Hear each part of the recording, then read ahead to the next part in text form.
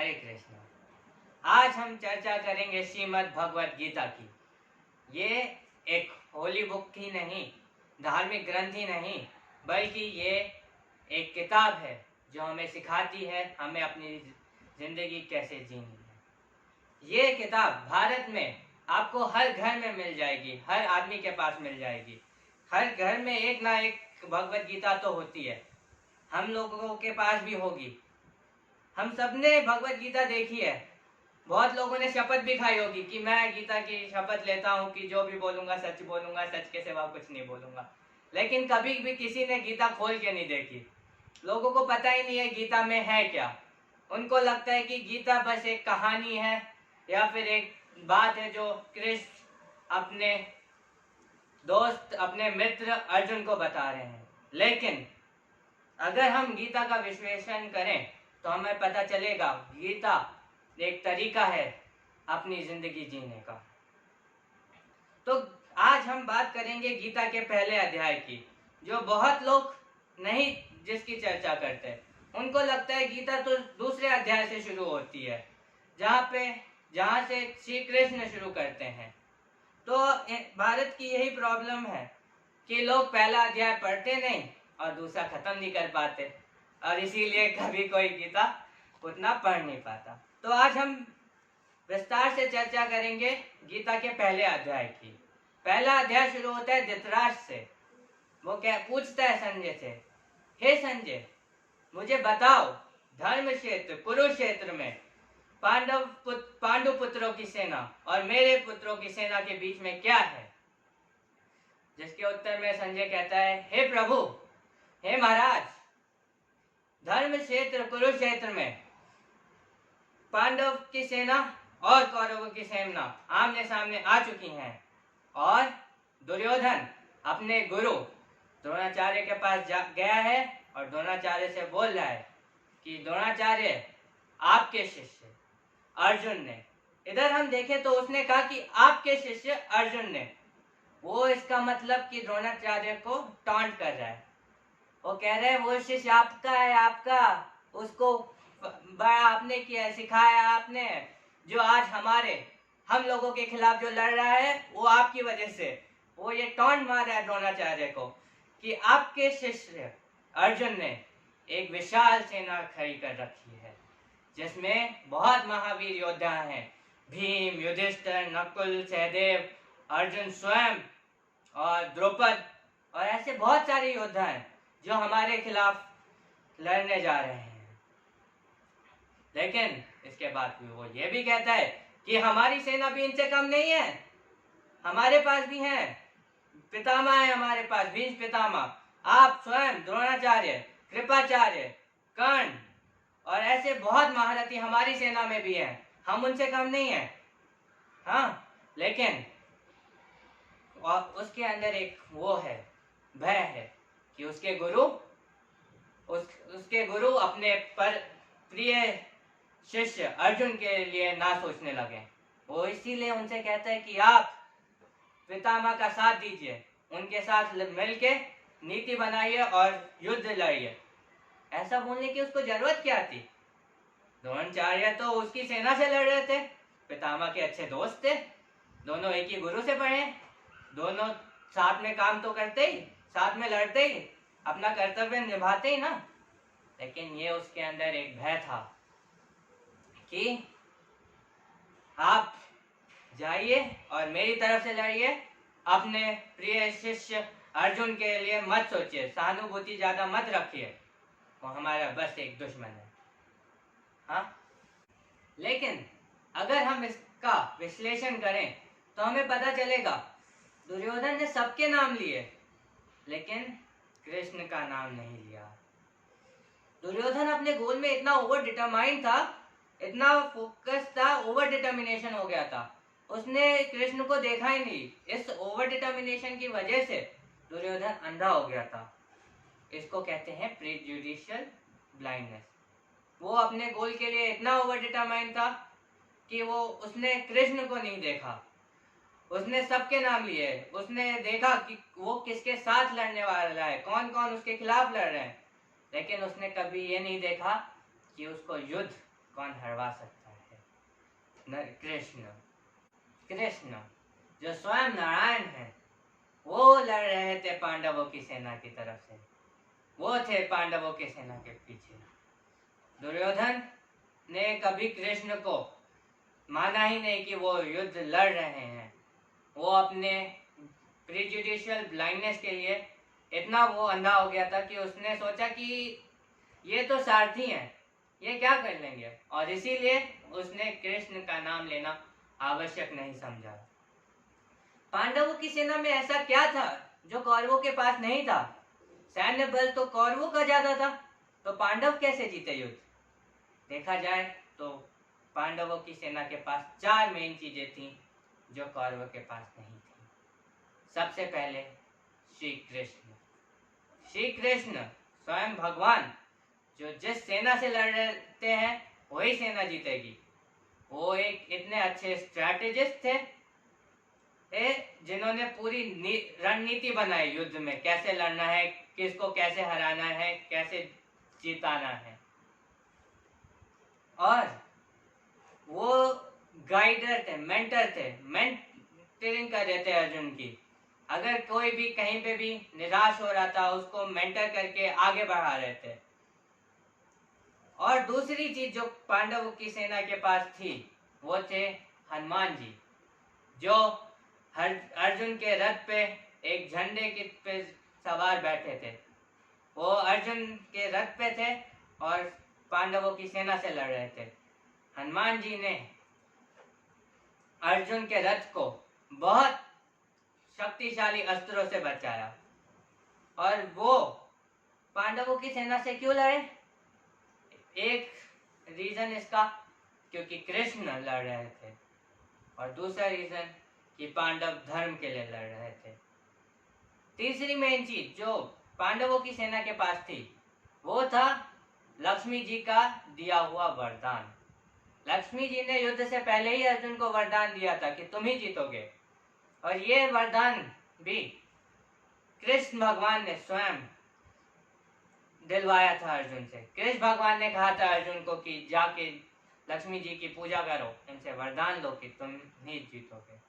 और चौथी और सबसे इम्पोर्टेंट चीज जो थी पांडव की सेना के पास, वो थी कि वो लोग धर्म के लिए लड़ रहे थे।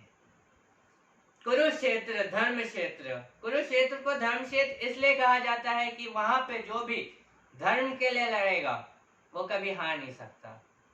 जो भी आदमी वहां पे सत्य के लड़ेगा, सत्य के लिए लड़ेगा या सही चीज के लिए लड़ेगा, वो अवश्य विजय होगा।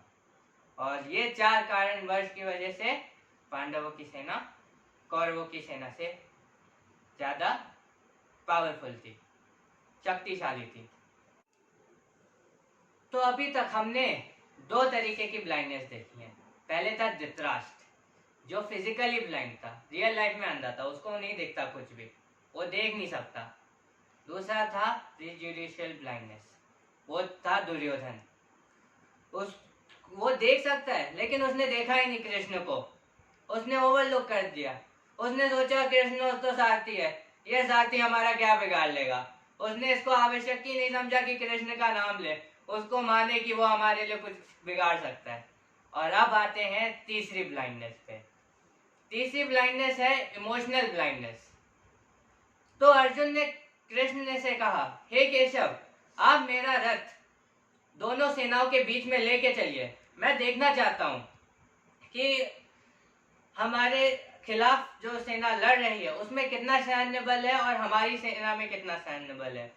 और कृष्ण भगवान रथ को लेके गए बीच में। जब अर्जुन ने देखा कि दोनों तरफ उसी के भाई हैं, वो कहता है, हे केशव, मैं कैसे युद्ध कर सकता हूँ? इस तरफ भी मेरे भाई हैं, उस तरफ भी मेरे रिश्तेदार हैं, उस तरफ भी मेरे भाई हैं, मेरे पितामह हैं, मेरे गुरु हैं, सब लोग मेरे खिलाफ लड़ रहे हैं। मैं उनसे कैसे युद्ध कर सकता हूँ? मैं उनको हराने की कैसे सोच सकता हूँ? जो भी आज मैं हूँ उन्हीं की वजह से हूँ, और आज मैं उन्हीं को मारने चला हूँ, ये मुझसे नहीं होगा। अर्जुन बहुत इमोशनल हो गया।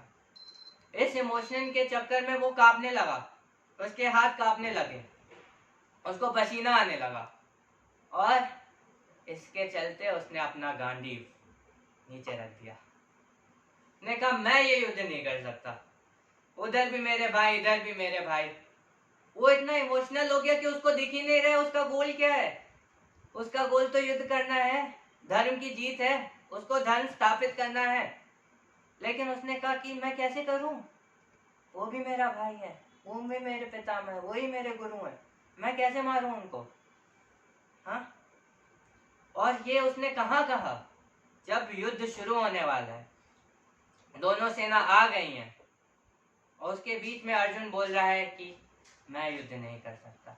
ऐसा बहुत बार कॉर्पोरेट में भी होता है कि हम इंटरव्यू देने जाते हैं, सारे राउंड क्लियर कर लिए, तो फिर एचआर में जाते हैं, एचआर क्लियर कर लिया, फिर कहते हैं हमें तो जॉब चाहिए नहीं। आदमी भी नीचे जो इंटरव्यू ले रहा होता है सोच रहा होता है ले करना ही नहीं था तो आए क्यों, टाइम क्यों वेस्ट किया। वही कृष्ण भगवान भी सोच रहे हैं कि युद्ध करना नहीं था तो आया क्यों भाई अर्जुन इधर। हाँ, अब तो युद्ध होके ही रहेगा, तुम नहीं मारोगे वो मार देंगे, युद्ध तो होना ही है। और यहाँ पे उसको जरूरत थी एक मेंटर की, और कृष्ण वो मेंटर थे जिन्होंने अर्जुन को उसके मोस्ट नीडेड टाइम में अर्जुन को मदद की और फिर उसका मोटिवेशन इंक्रीज किया, कॉन्फिडेंस इंक्रीज किया। ये भगवत गीता की खासियत है। हम लोग समझते हैं कि ये होली बुक है या सीक्रेट बुक है, लेकिन ऐसा अपराइजिंग, अर्जुन की अपराइजिंग है इसमें। अर्जुन एक योद्धा, विश्व का सबसे बड़ा धनुर्धर, जो अपना पूरा विश्वास खो के अपना गांडीव रख चुका है, वहां से लेके वहां तक कि जब उसमें पूरा फुल विश्वास है, फुल कॉन्फिडेंस है कि हाँ केशव, हाँ मैं युद्ध करूंगा अब और मैं ये युद्ध अवश्य जीतूंगा। यही एक मेंटर की जरूरत होती है, एक वन स्लाइड इन वन, यही एक मेंटर की रिस्पॉन्सिबिलिटी होती है। जब उसकी जरूरत पड़े तो उसको अपना कार्य अच्छे से करना चाहिए, और यही कृष्ण भगवान ने किया। अगर देखा जाए और अगर हम इसको और अच्छे से देखें तो हमें पता चलेगा कि उसी युद्ध में अर्जुन का टीचर भी था एंड अर्जुन के मेंटर भी थे। अर्जुन के टीचर कौन थे? द्रोणाचार्य। उन्होंने सिखाया अर्जुन को कि धनुष क्या होता है, बाण क्या होता है, धनुष कैसे होता है, बाण कैसे चलाए धनुष से, सब कुछ द्रोणाचार्य ने सिखाया। लेकिन उसको रियल लाइफ में कैसे यूज करना है ये तो कृष्ण ने बताया। अपना करियर गोल को कैसे अचीव करना है, अपने लाइफ के लक्ष्य को कैसे अचीव करना है, ये कृष्ण ने बताया। जहाँ पे भी सेटबैक आए, अर्जुन के लिए तो सेटबैक ही था ना, जब विश्व का सबसे बड़ा धनुर्धर युद्ध के बीच में, वो भी इतिहास का सबसे बड़ा युद्ध, उसके बीच में अपना धनुष गिरा दे, नीचे रख देता है, तो वो तो एक आदमी के लिए सेटबैक था। और वहां पे हमें एक मेंटर की जरूरत थी, और वही मेंटर थे कृष्ण। कृष्ण ने देखा जाए तो पूरे युद्ध में कौरवों की सेना के बारे में बहुत एनालिसिस किया, देखा कि किसकी क्या वीकनेस है, कैसे उसको हरा सकते हैं और कैसे हम जीतेंगे, किसको कैसे हराना है, किसको कैसे मारना है, पितामह किसके सामने शस्त्र नहीं चलाएंगे, सब कुछ किया। और कौरवों की सेना ने कृष्ण को ओवरलुक कर दिया प्रीजुडिशियल ब्लाइंडनेस में। जो पूरे युद्ध की स्ट्रैटेजी बना रहा था पांडवों की सेना में, उसके खिलाफ तो कभी कौरवों ने स्ट्रैटेजी नहीं बनाई। कौरवों ने सोचा कि अर्जुन को कैसे हराएंगे, अभिमन्यु को कैसे मारेंगे, अपने लोगों को कैसे बचाएंगे। किसी ने देखा ही नहीं कि कृष्ण क्या कर रहे हैं। जो कृष्ण पूरी कौरव सेना पे नजर रखे थे, उस कृष्ण पे कौरव सेना ने कभी भी नजर ही नहीं रखी, देखा ही नहीं, ओवरलुक कर दिया, प्रीजुडिशियल ब्लाइंडनेस। और इसी वजह से कौरवों की सेना हारी, वो पीछे हो गए, क्योंकि उन्होंने अपना शत्रु समझ ही नहीं पाए कौन है। वो समझे कि हमारे भाइयों को मारना है, वो युद्ध नीति बना रहे थे, जबकि उन्होंने देखा ही नहीं कि स्ट्रैटेजिस्ट उनका क्या कर रहे हैं, कृष्ण भगवान क्या कर रहे हैं, उनको नहीं पता। और अब हम आते हैं कृष्ण भगवान पे, स्वयं कृष्ण भगवान पे। कृष्ण भगवान ने पहले अध्याय में एक भी शब्द नहीं बोला, चुप बैठे थे। वो सुन रहे थे, अर्जुन को सुन रहे थे। वो जानना चाह रहे थे कि अर्जुन में क्या है, उसकी प्रॉब्लम क्या है। He is a very good listener. वो पूरा सुन रहे थे। हम यूजुअली लाइफ में कभी सुनते नहीं है, कोई बता रहा है, हाँ ठीक है चलते हैं बाय। हाँ, उन्होंने पूरा सुना, फिर समझा कि अर्जुन को क्या प्रॉब्लम हो रही है, और जब वो समझे फिर उसके बाद उन्होंने अपना समझाना शुरू किया। वो एक बहुत अच्छे मेंटर थे। और आजकल के रियल लाइफ में भी देखें तो सब लोगों को मेंटर की जरूरत होती है। आजकल तो ये बिजनेस बन चुका है मेंटरिंग। लोग जाते हैं, करियर काउंसिल लेते हैं कि हमें करियर में क्या करना चाहिए। वो कुछ नहीं सिखाता, ABCD कुछ नहीं, बस बताता है कि करियर में क्या करना है, कैसे करना है। तो अगर हम देखें तो गीता के पहले अध्याय से हमें 3 तरह की ब्लाइंडनेस के बारे में पता चला है। एक है फिजिकल ब्लाइंडनेस, एग्जाम्पल जिसका है धृतराष्ट्र। दूसरी है प्रीजुडिशियल ब्लाइंडनेस, जिसका एग्जाम्पल है दुर्योधन। तीसरा है इमोशनल ब्लाइंडनेस, जिसका एग्जाम्पल है अर्जुन। अगर हम इसको कर्ण के साथ भी देखें, कर्ण जिसके सारथी थे शैल्य नरेश, और अर्जुन जिसके सारथी थे कृष्ण। कर्ण भी बहुत बड़ा धनुर्धर था, अर्जुन से कम नहीं था कर्ण। तो फिर कर्ण अर्जुन से हारा कैसे? इसका एक कारण यह था कि कर्ण के पास कभी भी राइट मेंटर नहीं मिला। कर्ण के जो सारथी थे शैल नरेश, वो हमेशा कर्ण के खिलाफ बोलते थे। वो हमेशा उसको डिमोटिवेट करते थे। अरे सामने अर्जुन है, सामने अर्जुन है, सामने कृष्ण है, कैसे जीतोगे कर्ण, कैसे जीतोगे? लेकिन कर्ण में कॉन्फिडेंस था पूरा, वो फिर भी लड़ा और पूरी पावर से लड़ा। और जबकि अर्जुन का देखा तो उनके साथ तो स्वयं नारायण थे। अर्जुन कभी भी किसी भी प्रॉब्लम में फंसते, नारायण श्री कृष्ण हमेशा अर्जुन की मदद करते, उसको राइट तरीके से गाइड करते, उसका पार्ट बनाते, उसको एक तरीके से मेंटर करते। और इसी वजह से अर्जुन, आज हम जानते हैं कि अर्जुन को कि वो सबसे बड़ा धनुर्धर है। उसमें उसका काबिलियत है, लेकिन उससे बड़ा रोल तो कृष्ण का है, उसके मेंटर का है। क्योंकि जिस धनुर्धर ने अपना गांडीव रख दिया हो युद्ध से पहले नीचे, उसका क्या फायदा?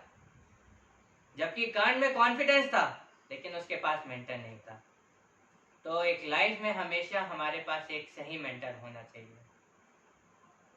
और इसी के साथ हमारा गीता का पहला अध्याय समाप्त होता है। हरे कृष्णा।